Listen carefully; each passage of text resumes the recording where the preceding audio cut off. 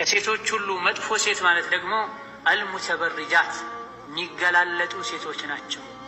አላህ መልእክተኛው ዓለይሂ ሰላቱ ወሰላም ሰትሩት፣ ሸፍኑት ያሏቸው የሰውነት አካላቸውን አላህ ባዘዘው መልኩ ማይሰተሩ፣ አልሙተኸይላት የሚኮሩ ሴቶች ናቸው መጥፎ ሴት ማለት። ወሁነል ሙናፊቃት ሙናፊቅ ሴት ማለትም እንዲህ አይነት ሴቶች ናቸው አሉና እንዲህ አይነት ሴቶች ጀነት አይገቡም።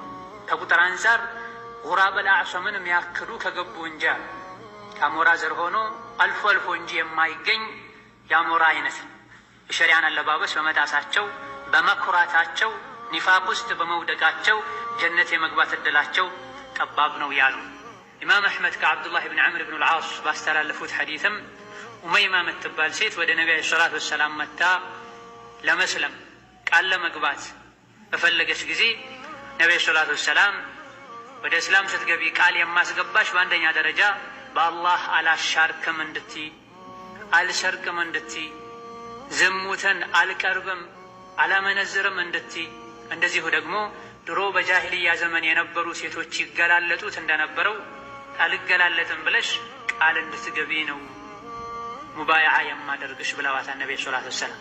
ነቢ ሰላቱ ወሰላም የሴት ልጅን አለባበስ ከተውሂድ ጋር ከኢማን ጋር አብረው አቆራኝተው ጠቅሰዋል።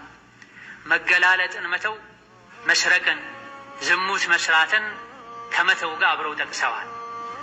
ሙስሊም ሴት ዝሙትን መተው እንዳለባት ሁሉ፣ ስርቆትን መተው እንዳለባት ሁሉ፣ ሽርክን መተው እንዳለባት ሁሉ መገላለጥን መተው አለባት። ሸሪዓው የሚፈልገውን የሸሪዓውን መስፈርት ያሟላን አለባበስ ልትለብስ ይገባታል ነው። መገላለጥ መዘዙ ብዙ ነው። የሴት ልጅም ክብር እንዲነካ የሚያደርግ ነው።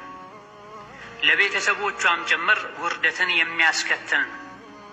የሴት ልጅ ያለባበስ መበላሸት የኢማን መበላሸት ምልክት ነው። ሴት ልጅ ኢማኗ ሲስተካከል፣ ዲንን ስታቅና ዲንን ስተገብር አለባበሷ ያማረ የተስተካከለ ይሆናል። ኢማኗ ልቧ ሲበላሽ አለባበሷ ከሸሪዓ የራቀና የሚጻረር ይሆናል። መገላለጥን ሸይጣን ይወዳል። መገላለጥን አኼራ ማያሳስባቸው ዱንያ ላይ ብቻ የፈለጉትን አድርገው ተዝናንተው መኖር የሚፈልጉ ካፍሮች፣ ሙናፊቆች ይወዳሉ። አላህ በተከበረው ቃሉ እናንተ የሰው ልጆች ሆይ ጠላታችሁ ሸይጣን እንዳይፈትናችሁ አባታችሁን አደምን ከጀነት እንዳስወጣው ሁሉ መጀመሪያ ጀነት ላይ በሰላም ሁሉ ነገር ተሟልቶላቸው የኖሩ አባታቸው አደምን ከጀነት ያስወጣው በወንጀል በሰሩት ወንጀል ምክንያት ልብሳቸው ወልቋል። አላህ አልብሷቸው የነበረ ገመናቸውን የሚሰትረው ልብሳቸው አትብሉ የተባሉትን ዛፍ በበሉ በነኩ ጊዜ ልብሳቸው ወልቋል። እዚህ ዱንያ ላይ ያንኑ እኛ ላይ መድገም ይፈልጋል ሸይጣን። ሰዎች አላህ ያዛቸውን አይነት ልብስ እንዳይለብሱ ይፈልጋልና የንዘዑ ዐንሁማ ሊባሰሁማ ሊዩሪየሁማ ሰውአቲሂማ።